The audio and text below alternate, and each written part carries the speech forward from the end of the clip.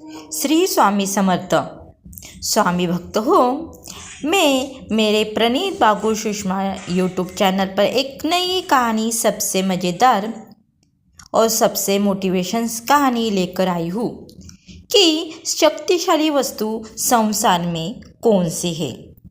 तो ये स्टोरी आप भक्तों, स्वामी भक्तों क्यों पढ़े, क्यों सुने मेरी कहानी। तो दोस्तों, क्या आपको पता है कि संसार की सबसे शक्तिशाली वस्तु क्या है? पता है आपको? नहीं ना। और क्या वह आपके पास है क्या? और अगर है तो क्या आप उसका प्रयोग करते हैं, करना चाहते हैं, क्या जानते हैं? नहीं ना। तो आइए इस कहानी के माध्यम से इन बातों को समझते हैं। तो संसार की सबसे शक्तिशाली वस्तु, the most powerful thing in the world. एक दिन गुरुकुल के शिष्यों में इस बात पर बहस छिड़ गई कि आखिर इस संसार की सबसे शक्तिशाली वस्तु क्या है।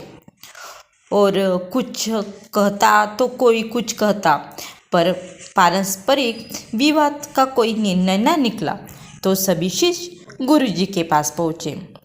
गुरुजी सबसे पहले गुरुजी ने उन सभी शिष्यों की बातों को सुना और कुछ सोचने के बाद बोले, तुम सबकी बुद्धि खराब हो गई। क्या ये अनाप शनाप निरर्थक प्रश्न पूछ रहे हो? इतना कहकर वे चले गए।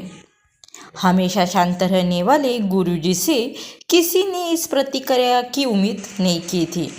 उनको लगता था कि गुरुजी हमारे प्रश्न का उत्तर दे देंगे, पर उन्होंने उत्तर न दिया। सभी शिष्य क्रोधित हो उठे और आपस में गुरुजी के इस व्यवहार की आलोचना करने लगे। फिर बाद में क्या हुआ दोस्तों? अभी वे आलोचना कर ही रहे थे कि तभी गुरुजी उनके समक्ष पहुँचे और बोले, मुझे तुम सब पर गर्व है।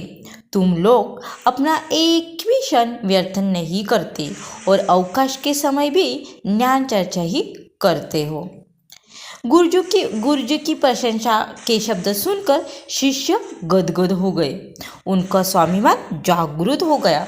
सभी के चेहरे खिल उठे। गुरुजी ने फिर अपने उन सभी शिष्यों को समझाते हुए कहा कि मेरे प्यारे शिष्यों, आज जरूर आपको मेरा व्यवहार कुछ विचित्र लगा। दरअसल मैंने ऐसा जानबूझकर आपके प्रश्न का उत्तर देने के लिए किया था। तो देखिए, जब मैंने आपके प्रश्न के बदले मैं आपको भला बुरा कहा तो आप सभी क्रोधित हो उठे और मेरी आलोचना करने लगे। लेकिन जब मैंने आपकी प्रशंसा की तो आप सब प्रसन्न हो उठे। पुत्रों, संसार में वाणी से बढ़कर दूसरी कोई शक्तिशाली वस्तु नहीं है। वाणी से ही मित्र और शत्रु को भी मित्र बनाया जा सकता है। ऐसी शक्तिशाली वस्तु का प्रयोग प्रत्येक व्यक्ति को सोच समझकर करना चाहिए। वाणी का माधुर्य लोगों को अपनी ओर आकर्षित कर लेता है। गुरुजी की बातें सुनकर शिष्यगण संतुष्ट होकर लौट आए। उस दिन से मीठा बोलने का अभ्यास करने लगे। तो दोस्तों, कहानी से हमें ऐसी सीख मिलती है कि हमारी बोली या वाणी बेहद शक्तिशाली होती है। ज़रूरत है इसका सही प्रयोग करने की। अगर हम अपनी बोली अच्छे रखते हैं और अपनी बात बिना दूसरों को ठेस पहुँचाए हुए करते हैं तो यह हमारे व्यक्तित्व को संवारता है और हम लोगों के बीच लोकप्रिय बनता है। वही अगर हम सामान्य बात भी अपमान या क्रोध के साथ करते हैं तो हम न ठीक से अपना संदेश पहुंचा जाते हैं और न दूसरों के हृदय में अपनी कोई जगह बना पाते हैं। अंत हमें हमेशा सही शब्दों और सही लहजे का चुनाव करना चाहिए। शब्दों में शक्ति होती है। एक अच्छा शब्द दिन को बदल सकता है और एक बुरा शब्द दिल चीर सकता है, ऐसा स्वामी विवेकानंद कहते थे। आपको स्वामी भक्तों, आपको बस यही करना है। क्या करना है पता है?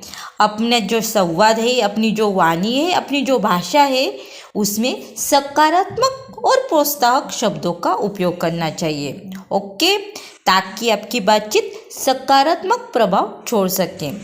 और दूसरा करना है, जब भी कुछ करना हो सोच समझकर शब्दों का चयन करें, ताकि आपकी बातें दूसरों को प्रेरित और सम्मानित महसूस कराए। और तीसरी, अपने शब्दों से दूसरों को समर्थन और प्रेरणा दें, ताकि आपके शब्द उनके जीवन में सकारात्मक बदलाव ला सके, पॉजिटिव बदलाव ला सके।